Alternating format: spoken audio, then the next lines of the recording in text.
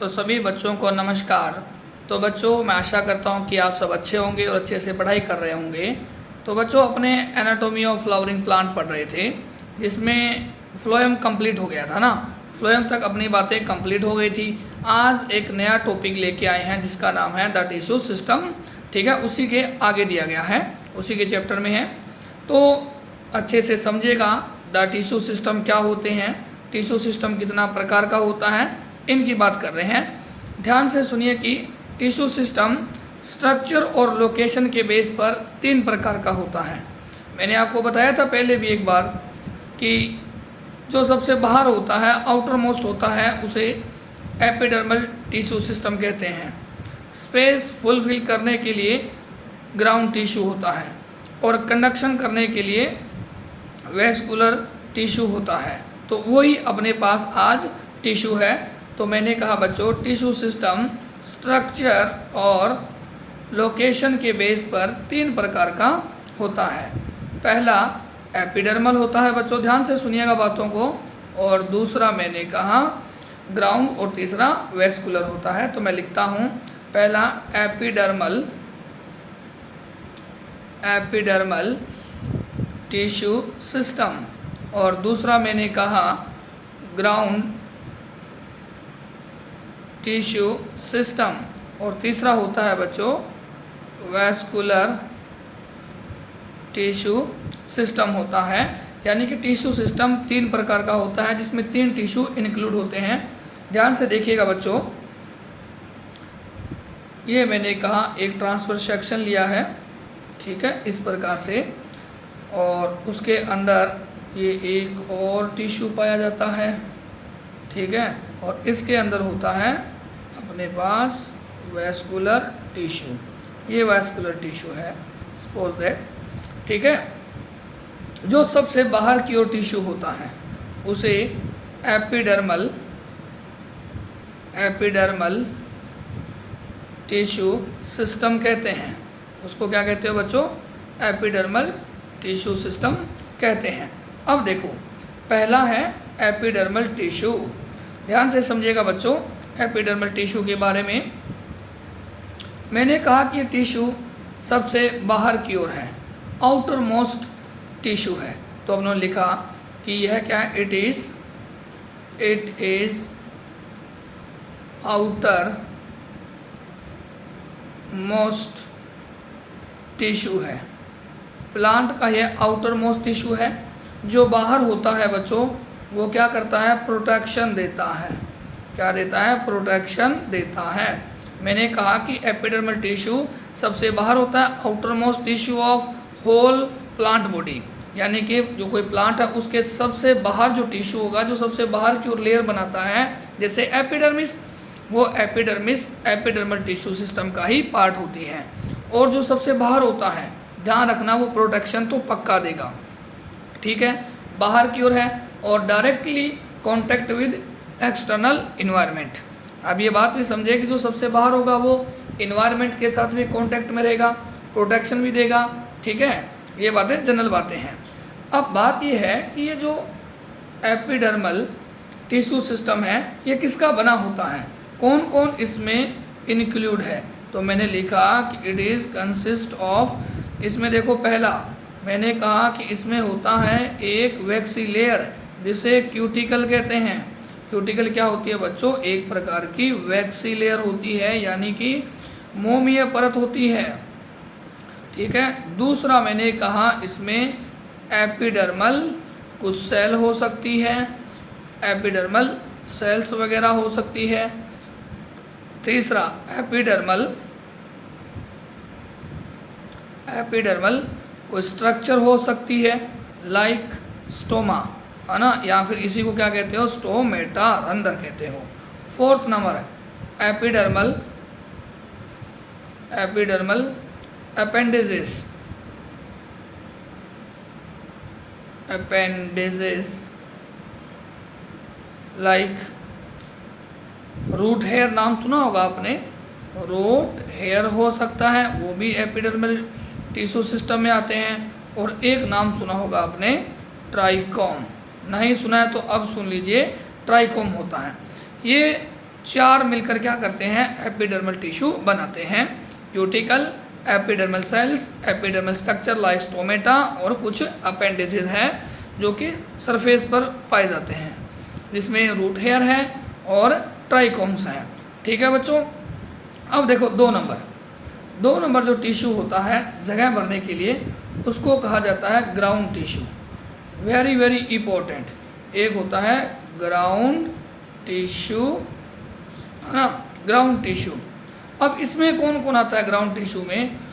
All tissue include है, all tissue include है। ठीक है, एक्सेप्ट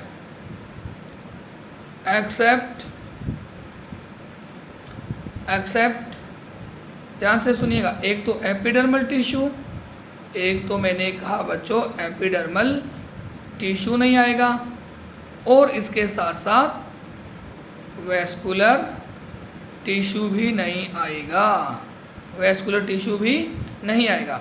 यानी कि ग्राउंड टिश्यू में लगभग सारे टिश्यू आ आएंगे तो नहीं। एक तो एपिडर्मल टिश्यू, दूसरा वास्कुलर टिश्यू इसमें इंक्लूड नहीं होगा, क्योंकि अपने जानते हैं कि जो टिश्यू सिस्टम वो 3 प्रकार का, एपिडर्मल, ग्राउंड और वैस्कुलर है। तो ग्राउंड की बात कर रहे हैं तो एक तो जो आउटर मोस्ट टिश्यू है एपिडर्मिस, उसको छोड़ दो। दूसरा एक कंडक्शन के लिए वैस्कुलर टिश्यू, उसको छोड़ दो। बाकी जो भी होगा, जो भी टिश्यू वो किस में माने जाएंगे? ग्राउंड टिश्यू में माने जाएंगे।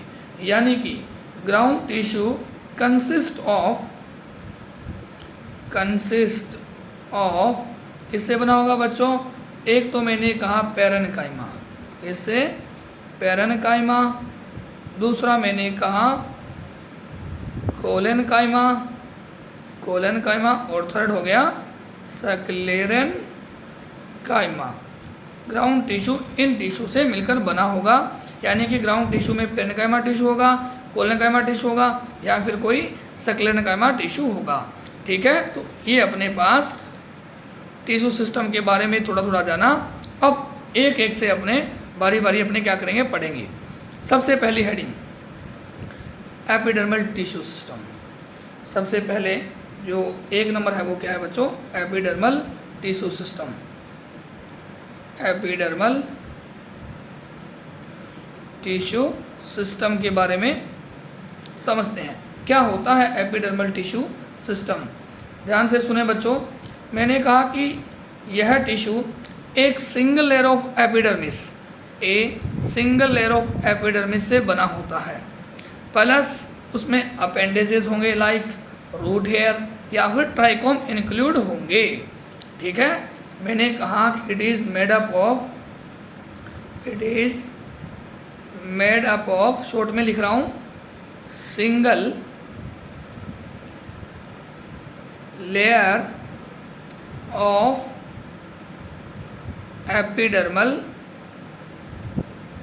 Epidermal cells plus appendages like root hair, और रूट हेयर के साथ कौन है बच्चों? ट्राइकोम्स भी इसी में इंक्लूड है। एपिडर्मिस की बात हुई, तो मैंने कहा कि ये जो एपिडर्मिस है ये तो रूट में भी होती है, स्टेम में भी होती है और लीफ पर भी होती है। तो इनकी बात करते हैं, epidermal of root, epidermal of stem और एपिडर्मल ऑफ लीफ। यानी कि रूट एपिडर्मल या फिर epidermis, shoot epidermis, leaf epidermis की बात करते हैं। ठीक है, एपिडर्मिस तो रूट पर भी होती है, शूट पर भी होती है और लीफ पर भी होती है। तो ध्यान से देखें बच्चों, मैंने कहा कि जो एपिडर्मिस सिंगल लेयर है वो तो रूट पर भी होती है। तो रूट पर होती है तो क्या बोलेंगे? Root epidermis. शूट पर होती है, लाइक मैं बात कर रहा हूँ स्टेम की, तो स्टेम एपिडर्मिस, और लीफ पर होती है तो लीफ एपिडर्मिस। क्या होता है? Leaf epidermis. जैसे कि ये रूट की स्ट्रक्चर बनाई, ये एक रूट की स्ट्रक्चर है। ठीक है, ये क्या होगी बच्चों? रूट। इसके ऊपर ये यूनिसेलुलर हेयर लाइक ग्रोथ है, इन्हें कहते हैं रूट हेयर। ये क्या है बच्चों? ये रूट हेयर है। तो देखो मैंने क्या लिखा है, पहली बात तो मैंने लिखा कि इसमें जो रूट एपिडर्मिस है वो कैसी है, इलोंगेटेड है, इलोंगेटेड बोले तो लॉन्ग है। दूसरा मैंने कहा कि इस पर यूनिसेलुलर, मैंने कहा कि रूट एपिडर्मिस पर यूनिसेलुलर आउटग्रोथ होती है, यूनिसेलुलर आउटग्रोथ, जिन्हें रूट हेयर कहते हैं। क्या कहते हो बच्चों, जिन्हें रूट हेयर कहते हैं। ये जो आउटग्रोथ है इनको क्या कहा जाता है, रूट हेयर्स या फिर हेयर। जो यूनिसेलुलर आउटग्रोथ है इन्हें क्या कहा जाता है बच्चों, रूट हेयर कहा जाता है। देखो रूट एपिडर्मिस है या फिर एपिडर्मल है, इनका एक नाम और भी है जिन्हें पिलीफेरस पिलीफेरस या फिर एपिब्लेमा लेयर भी कहते हैं। जो रूट की एपिडर्मिस है उन्हें पिलीफेरस या फिर एपिब्लेमा लेयर भी कहा जाता है। यानी कि इनका जो दूसरा नाम होता है जी, इनका रूट एपिडर्मिस का, इनको और क्या कहते हैं बच्चों, एपिब्लेमा। क्या कहते हो, एपिब्लेमा, एपिब्लेमा, या फिर और क्या कहते हो उसे, पिलीफेरस लेयर, पिलीफेरस लेयर भी कहते हैं। एक बार बोलो बच्चों, रूट एपिडर्मिस का दूसरा नाम एपिब्लेमा या फिर इसी का दूसरा नाम पिलीफेरस लेयर भी कहते हैं। बोलो एक बार वापस से, एपिब्लेमा और piliferous layer also called as root epidermis. Clear है, ठीक है। तो आगे चलते हैं, स्टेम एपिडर्मिस की बात करते हैं। तो मैंने कहा बच्चों ये स्टेम एपिडर्मिस है, ये स्टेम एपिडर्मिस,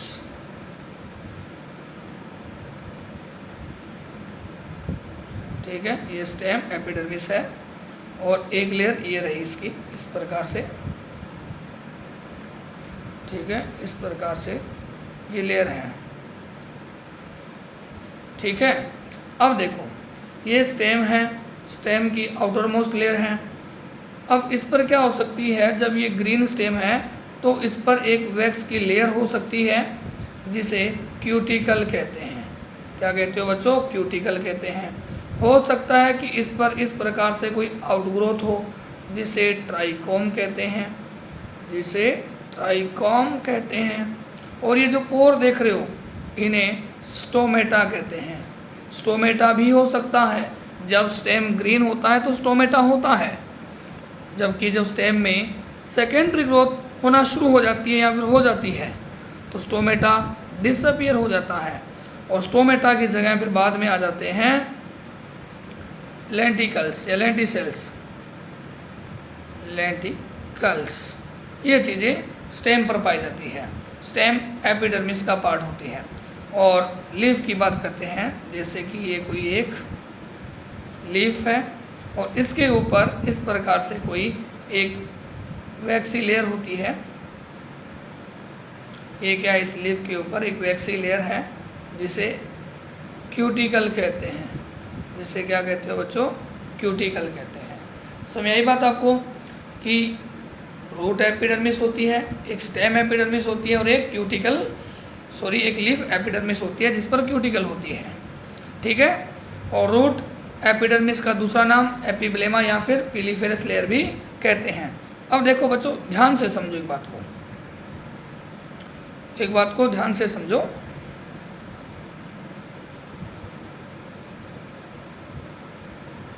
है ना, हाँ, यहाँ पे मैं लिखा रूट एपिडर्मिस, रूट एपिडर्मिस। अब आपको और अच्छे से समझ आएगा, स्टेम एपिडर्मिस और लीफ एपिडर्मिस, इनकी बात कर रहे हैं। अब देखो मैंने आपको बताया अभी, एक तो क्या होती है, क्यूटिकल होती है, क्यूटिकल। दूसरा रूट हेयर, एक ट्राइकोम होता है, एक ट्राइकोम होता है, ठीक है। और ट्राइकोम के बाद लेंटिसेल्स, लेंटिसेल्स होता है, ठीक है, लेंटिसेल्स। क्या कहते हो, लेंटिसेल्स। और क्या बताया मैंने आपको, स्टोमेटा। क्या बोला बच्चों, stomata, stomata.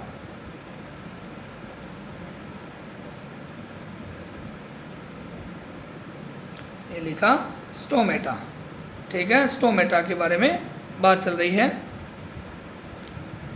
Stomata, root epidermis. अब देखो बात चल रही है कि जो मैंने कैरेक्टर लिखे हैं, क्यूटिकल, रूट हेयर, है ना, ट्राइकॉम्स, लेंटिसेल्स और स्टोमेटा, इनमें से किन किन पर ये पाए जाते हैं, इनकी बात चल रही है, ठीक है। अब बताओ, क्यूटिकल क्या रूट में होगी? रूट में क्यूटिकल नहीं होती है। क्या स्टेम में क्यूटिकल होगी? स्टेम में क्यूटिकल हो सकती है अगर वो ग्रीन है तो, वरना क्यूटिकल नहीं होती है। तो मैंने लिखा, चलो मैं टिक कर देता हूँ, एक कंडीशन लिखी है मैंने, अगर स्टेम ग्रीन है तो क्यूटिकल हो सकती है। लीफ एपिडर्मिस पर क्यूटिकल पक्का होगी। रूट हेयर रूट में होगा, बिल्कुल होगा। स्टेम में होगा क्या? नहीं होगा बच्चों। लीफ में होगा क्या? नहीं होगा, ठीक है। अब समझो वो बातें, यहाँ से लिंक करो। ट्राइकोम्स रूट पे होगा क्या? नहीं होगा। स्टेम एपिडर्मिस पर ट्राइकोम्स होगा, लीफ पर ट्राइकोम्स हो सकता है। लेंटिसेल्स यहाँ पे होगा क्या? यहाँ पे लेंटिसेल्स, रूट की लेंटिसेल्स है मान लीजिए, सॉरी रूट कोई है, क्या उसके ऊपर लेंटिसेल्स हो सकता है? हाँ बिल्कुल हो सकता है, यहाँ पे हो सकता है। अगर वो डाइकोट स्टेम है तो, डाइकोट रूट है तो हो सकता है, डाइकोट रूट है तो हो सकता है, ठीक है। लेंटिसेल्स हो सकता है। क्या यहाँ पे हो सकता है? बिल्कुल हो सकता है, अगर वो डाइकोट है तो, डाइकोट है तो हो सकता है। क्या लेंटिसेल्स लीफ पर होगा? नहीं होगा। स्टोमेटा की बात करते हैं, इस पे होगा क्या? नहीं होगा। स्टेम पर होगा क्या? होगा, क्योंकि वो ग्रीन है तब हो सकता है। लीफ पर तो स्टोमेटा होता ही है, इस बात को ध्यान दें, ठीक है। लीफ पर तो पक्का होगा, ठीक है। अब एक बार वापस देखो, क्यूटिकल रूट में नहीं होती है, रूट हेयर रूट में होता है, ट्राइकोम्स रूट में नहीं होता है, लेंटिसेल्स लीफ में ना होकर दोनों में होता है, ठीक है। ये बात समझ आई आपको? ठीक है, चलो फिर आगे चलते हैं। अब अपने अच्छे से कंपैरिजन कर लेते हैं कि रूट हेयर में और ट्राइकोम में। देखो इधर लिखा मैंने रूट हेयर और सामने लिखा ट्राइकोम्स,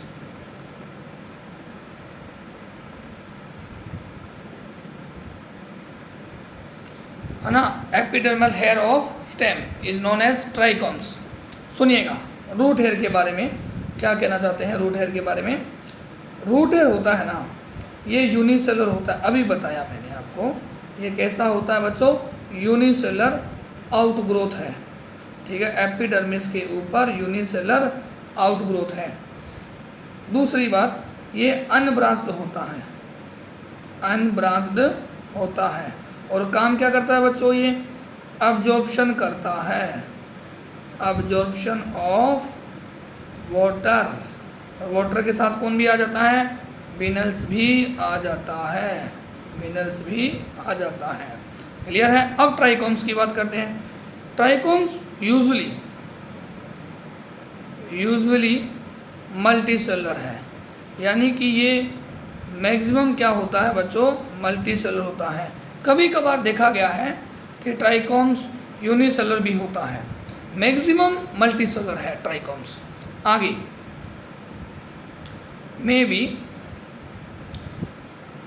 ट्राइकोम्स क्या हो सकता है? मे बी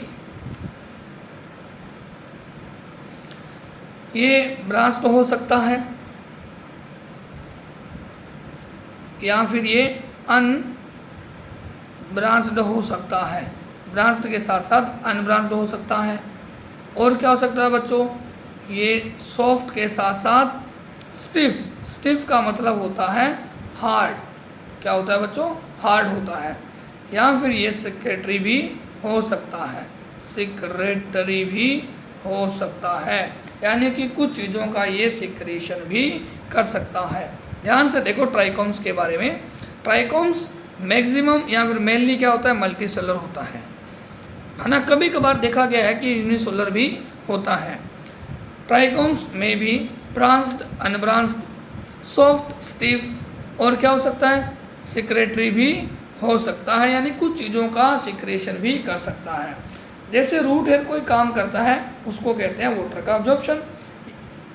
ये क्या काम करता है, ये क्या करता है, प्रिवेंट करता है, prevent of water loss, water loss को रोकता है ड्यू टू ट्रांसपिरेशन। ट्रांसपिरेशन के द्वारा जो वाटर का लॉस होता है वो ट्राइकोम्स रोकता है, वो ट्राइकोम्स रोकता है। आगे देखें, फंक्शन की बात करते हैं। Function of epidermal tissue. पहला, आप सब जानते हो कि अब एपिडर्मल टिश्यू सबसे आउटर मोस्ट लेयर ऑफ है प्लांट, जो सबसे बाहर होता है वो प्रोटेक्शन देता है।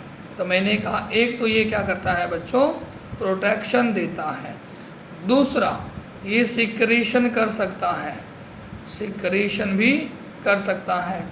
3 नंबर, ये गैसियस एक्सचेंज कर सकता है, ये गैसियस एक्सचेंज कर सकता है। और क्या कर सकता है बच्चों, control of transpiration, control of transpiration. और 5th नंबर मैंने कहा कि अब्जॉर्प्शन कर सकता है ऑफ वाटर एंड मिनरल्स। ठीक है, इनका क्या कर सकता है, ये अब्जॉर्प्शन कर सकता है। ठीक है, यहाँ पे अपने पास एपिडर्मल टिश्यू की बातें कंप्लीट हो जाती है। अब देखो अपने पास कुछ क्वेश्चन है, अब क्वेश्चन को ध्यान से देखें। पहला क्वेश्चन है, companion cells are absent in the phloem of, यानी कि कुछ ऑप्शन दिए हैं आपके सामने, 4 ऑप्शन है। ऑप्शन को ध्यान से पढ़ो कि एंजियोस्पर्म एंड ब्रायोफाइटा। अब प्लांट दिए गए हैं, कौन से प्लांट में के फ्लोएम में कंपेनियन सेल एब्सेंट होती है। याद करो आप कंपेनियन सेल को, जो लिविंग होती है, स्पेसिफिक पेनकाइमेटस सेल होती है, और ये जिम्नोस्पर्म, जिम्नोस्पर्म में नहीं पाई जाती है। मैंने आपको बताया था कि जिम्नोस्पर्म में कंपेनियन सेल नहीं होती है, इसकी जगह एल्बुमिनस सेल होती है। अब देखो ऑप्शन तो 2 दिए गए हैं। चलो एंजियोस्पर्म में तो होती है, ठीक है, ट्रेडोफाइटा और जिम्नोस्पर्म। एंजियो आ गया, जिम्नो आ गया, ब्रायो आ गया, एंजियो आ गया। जो एंजियो आ गया वो ऑप्शन तो हो ही नहीं सकता, वो ऑप्शन तो हो ही नहीं सकता। एंजियो नहीं हो सकता, ये भी नहीं हो सकता, ये भी नहीं हो सकता। तो ऑप्शन नंबर क्या होगा बच्चों इसमें, सेकंड। ऑप्शन नंबर क्या होगा, सेकंड। देखो जिम्नो में तो नहीं हो सकता, तो हमने बोल सकते हैं कि ट्रेडो में भी नहीं है फिर, क्योंकि ट्रेडो तो पहले आए हैं जिम्नो से, वो तो बाद में है जिम्नो। तो जिम्नो में जब नहीं है तो ट्रेडो में भी नहीं है। ठीक है बच्चों, अब देखो सेकंड क्वेश्चन। इन ए वुडी डाइकोटिलेडन्स, यानी कि इस प्लांट में अब क्या हो गई है, सेकेंडरी ग्रोथ हो गई है, ट्री है। विच of the flowing parts will mainly consist of primary tissue, कि कोई एक डाइकोटिलेडन प्लांट है जिनके अंदर सेकेंडरी ग्रोथ हो गई है, उसके जो प्राइमरी टिश्यू है वो किसके बने हुए हैं, यहाँ कौन बना रहा है। देखो ऑप्शन पढ़ो, स्टेम, रूट, दूसरा ऑप्शन ऑल पार्ट, और third option shoot tips and root tips, और फ्लावर, फ्रूट और लीव्स। अब देखो ऑप्शन को जब पढ़ा तो पता चला कि ये जो 3rd नंबर ऑप्शन है, shoot tip and root tip है, इनकी ओरिजिन कैसी होती है बच्चों, प्राइमरी होती है। और अपने को क्या पूछा है, प्राइमरी टिश्यू। तो ऑप्शन नंबर इसमें क्या हो जाएगा बच्चों, सी। ऑप्शन नंबर क्या हो जाएगा, सी हो जाएगा। आगे चलो, प्रेजेंस ऑफ इंटरसेलुलर स्पेस बोले तो ICS का पूछा है। इन दी यूजुअल कॉन्स्पिक्यूअस फीचर, अरे कॉन्स्पिक्यूअस का मतलब क्या होता है, लार्ज, या फिर इसका दूसरा मतलब क्या हो सकता है, विजिबल, जो आसानी से दिखाई दे। अब टिश्यू पढ़ो, पेरनकाइमा, कोलेनकाइमा, सक्लेनकाइमा, बोथ, बी या फिर सी। मैंने आपको सिंपल परमानेंट टिश्यू पढ़ाया था। अब आप अच्छे से याद करो उन टिश्यू को। मैंने कहा था कि पेनकाइमेटस एक ऐसा टिश्यू है जिसके पास आईसीएस होता है और किसी भी सिंपल परमानेंट टिश्यू के पास आईसीएस नहीं होता है। तो ऑप्शन नंबर क्या जाएगा बच्चों? ए, पेनकाइमा जाएगा जिसके पास केवल और केवल आईसीएस होता है। ठीक है, आगे देखो, sclerenchyma is thick walled tissue which has deposition of. सब जानते हैं कि सक्लेरनकाइमा एक प्रकार का डेड टिश्यू है। ठीक है, ये डेड है। क्यों मर क्यों गया? ये क्यों डेड हो गया? लिग्निन की वजह से, लिग्निफाइड हो गया। अब देखो option, lignin on their cell wall, suberin on their cell wall, pectin on their cell wall, cellulose on their cell wall. Option number first, option number first. ठीक है, सोचो इस क्वेश्चन में सक्लेरनकाइमा की जगह कोलेनकाइमा दिया होता तब आंसर क्या जाता? सोचो ज़रा और कमेंट करें इस क्वेश्चन का आंसर। फिर मैंने कहा क्वेश्चन सुन लीजिए ध्यान से, सक्लेरनकाइमा की जगह कोलेनकाइमा दे दिया गया है। क्वेश्चन सुने, collenchyma is thick walled tissue which has deposition of. फिर क्या ऑप्शन जाता? आंसर दें। ठीक है, चलो फिर आगे, है ना, दो ऑप्शन भी हो सकते हैं, ध्यान दें इस बात को। आगे, specialized epidermal cell surrounded the guard cell are called. ये करवाया नहीं है ना, ये करवाया नहीं, कल देखेंगे इसको। सक्लेरनकाइमा थिक वॉल्ड, ये देखो ये क्वेश्चन हो गया, इसमें पहला आएगा। अब देखो क्या लिखा है, इन आईकोर्निया, आईकोर्निया समझते हो, Eichhornia crassipes, terror of Bengal, है ना, जलकुंभी भी बोलते हैं इसको। Parenchyma develops air space, such parenchyma with air cavities known as, याद करो टाइप्स ऑफ पेरेनकाइमा, है ना, प्रोजेनकाइमा, एरेनकाइमा, इडियोब्लास्ट, प्रोजेनकाइमा, चार बताए थे मैंने आपको। मैंने कहा कि वो पेरेनकाइमा जिसके पास एयर कैविटी है उसे एरेनकाइमा कहते हैं, और एरेनकाइमा कौन से ऑप्शन में है बच्चों? सी नंबर ऑप्शन में है, तो सी नंबर चला जाएगा। ठीक है, नेक्स्ट क्वेश्चन देखो, which of the following is made up of dead cell. इन ऑप्शन में देखो कौन सा है जो डेड सेल से बना होता है। देखो पहला ऑप्शन पढ़ो, जाइलम पेरेनकाइमा लिविंग होता है, कोलेनकाइमा लिविंग होता है, फैलम और क्या लिखा है? फ्लोएम। अब आपने तीन टिश्यू के बारे में तो पढ़ा हुआ है, जाइलम पेरेनकाइमा, कोलेनकाइमा और फ्लोएम तो पढ़ा हुआ है। एक नया, एक न्यू टर्म आई आपके सामने, फैलम।